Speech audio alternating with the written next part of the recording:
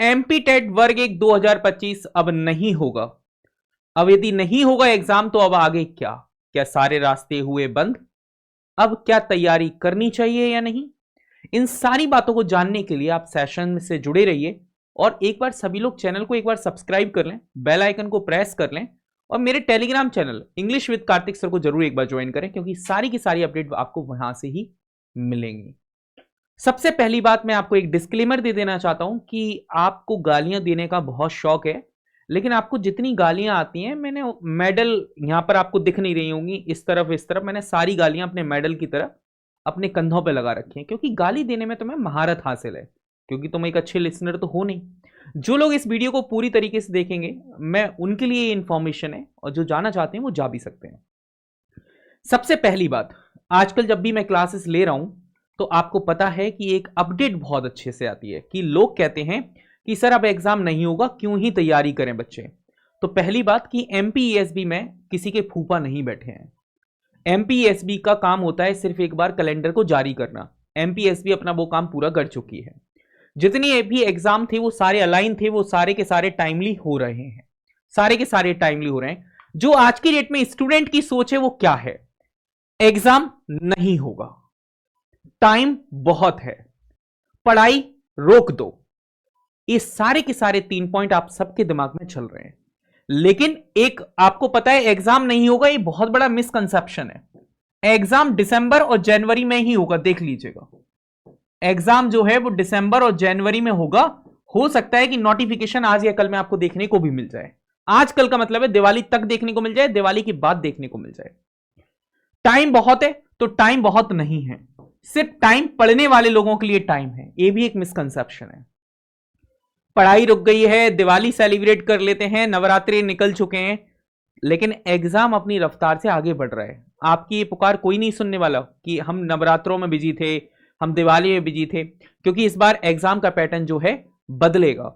मैं उन टीचर्स में से नहीं हूं जो सिर्फ एक लाइन का एक थंबनेल बना दे और 9-10 हजार व्यूज लेकर चले जाएं कि बिना पढ़ाई पढ़ भी लोगे तो नहीं होगा सिलेक्शन। मैं उन टीचर्स में से नहीं हूं। किताबें आपको हमेशा सिखाती हैं और सिखाती रहेंगी। दूसरी बात, यहां पर यदि हम आगे की बात करेंगे और समझने की कोशिश करते हैं यहां पर और क्या है स्टूडेंट की सोच। रियल सिचुएशन है, एग्जाम पोस्टपोन हुआ है। एग्जाम का नोटिफिकेशन अक्टूबर में आना था, थोड़ा सा डिले हो गया, लेकिन एग्जाम का नोटिफिकेशन तो तब भी आएगा। एग्जाम कैंसिल नहीं हुआ है। सरकार और विभाग की तरफ से प्रक्रिया जारी है और ये एग्जाम का नोटिफिकेशन जल्दी देखने को मिलेगा। दिसंबर तक एग्जाम होने की पूरी संभावनाएं, हार्डली यदि जा सकता है तो जनवरी जा सकता है, लेकिन जनवरी में जाएगा नहीं, क्योंकि एमपी सेट है, मतलब दिसंबर में पेपर होना सुनिश्चित है। इसके बाद हम बात करते हैं, अब आता है why this gap is good for you. ये जो गैप तुम्हें मिला है ये अच्छा क्यों है? ये क्यों अच्छा है? तो अच्छे होने के कुछ कारण है, क्योंकि अब आपके पास एक सफिशियंट टाइम है, रिवीजन करने का टाइम है। जो लोग कमजोर टॉपिक पर फोकस करने का समय है, कंपटीशन में आगे निकलने का चांस है, याद रखिए, ठीक है। इसके बाद हम देखते हैं स्टूडेंट माइंडसेट। सफल वही होगा जो इंतजार में भी तैयारी करता रहेगा। स्मार्ट स्टूडेंट्स गैप का फायदा उठा सकते हैं, और जो एवरेज स्टूडेंट हैं वो पढ़ाई छोड़ चुके हैं, उन्होंने मान लिया है कि एग्जाम नहीं होगा। इनके सर पर आकर तब तलवार गिरेगी जिस रोज नोटिफिकेशन का झंडा कभी भी तुम्हारे सर पर आकर गड़ जाएगा और तुम्हें पता भी नहीं लगेगा कि हुआ क्या। इसके बाद हम बात करते हैं आप किस कैटेगरी में रहना चाहते हैं, ये तो आपके ऊपर डिपेंड करेंगे। आप स्मार्ट स्टूडेंट्स बनना चाहते हैं या एवरेज स्टूडेंट या डफर स्टूडेंट बनना चाहते हैं कि जिन्होंने ये मान लिया कि अब एग्जाम नहीं होगा।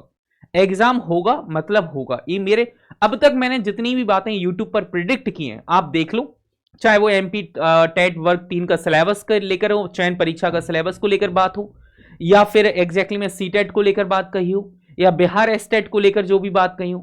मैं बहुत चुनिंदा चीजों को रिसर्च कर आपके सामने आता हूं।